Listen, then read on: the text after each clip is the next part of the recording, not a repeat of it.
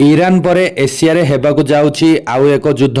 ଚୀନକୁ ଟାର୍ଗେଟ କରି କ୍ଷେପଣାସ୍ତ୍ର ମୁତୟନ କଲା ଜାପାନ। ଆସନ୍ତୁ ଜାଣିବା ଏହାର ସର୍ବିଶେଷ ଖବର ବିଷୟରେ। ଜାପାନ ନିଜର ସାମରିକ କ୍ଷମତାକୁ ସୁଦୃଢ଼ କରିବା ଦିଗରେ ଏକ ପ୍ରମୁଖ ପଦକ୍ଷେପ ନେଇଛି। ସ୍ୱଦେଶୀ ଜ୍ଞାନକୌଶଳରେ ବିକଶିତ ଦୀର୍ଘ ଦୂରଗାମୀ କ୍ଷେପଣାସ୍ତ୍ର ପ୍ରଥମ ବ୍ୟାଚ୍ ନିୟୋଜିତ କରିଛି।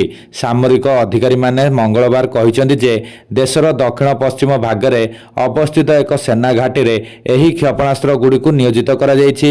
ଏହାଦ୍ୱାରା ଚୀନ ସହିତ ଉତ୍ତେଜନା ବୃଦ୍ଧି ପାଇବାର ଆଶଙ୍କା ଦେଖାଦେଇଛି। ଜାପାନର ଏହି ପଦକ୍ଷେପ ନିଜ ଆକ୍ରମଣ କ୍ଷମତାକୁ ବୃଦ୍ଧି କରିବା ପାଇଁ ଉଦ୍ଦିଷ୍ଟ। ଜାପାନର ପ୍ରତିରକ୍ଷା ମନ୍ତ୍ରୀ ସିଞ୍ଜିରୋ କୋଇଜୁ କହିଛନ୍ତି, ଦେଶ ବର୍ତ୍ତମାନ ଯୁଦ୍ଧ ପରବର୍ତ୍ତୀ ଯୁଗର ସବୁଠାରୁ ଜଟିଳ ସୁରକ୍ଷା ଚ୍ୟାଲେଞ୍ଜକୁ ସମ୍ମୁଖୀନ କରିଛି।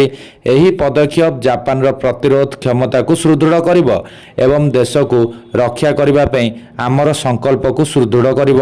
ଉନ୍ନତ ଟାଇପ୍ 12 କ୍ଷେପଣାସ୍ତ୍ର ଲକ୍ଷ୍ୟଭେଦ କ୍ଷମତା ପ୍ରାୟ 1000 କିଲୋମିଟର ରହିଛି, ଯାହା ପୂର୍ବରୁ ମାତ୍ର 200 କିଲୋମିଟର ଥିଲା।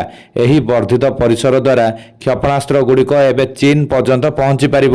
ଏହି ନିୟୋଜନ ଜାପାନକୁ ଷ୍ଟାଣ୍ଡ ଅଫ୍ ଷ୍ଟ୍ରାଇକ୍ କ୍ଷମତା ଦେଇଛି, ଯାହା ଏହାକୁ ଦୂରରୁ ଶତ୍ରୁ ସ୍ଥିତି ଉପରେ ଆକ୍ରମଣ କରିବାକୁ ସକ୍ଷମ କରିଛି। ଏହାକୁ ଜାପାନ ପାରମ୍ପରିକ ନୀତି କେବଳ ଆତ୍ମରକ୍ଷାର ଏକ ପ୍ରମୁଖ ପରିବର୍ତ୍ତନ ବୋଲି ବିବେଚନା କରାଯାଉଛି। କ୍ଷେପଣାସ୍ତ୍ର ମୁତୟନକୁ ସ୍ଥାନୀୟ ଲୋକେ ବିରୋଧ କରିଛନ୍ତି।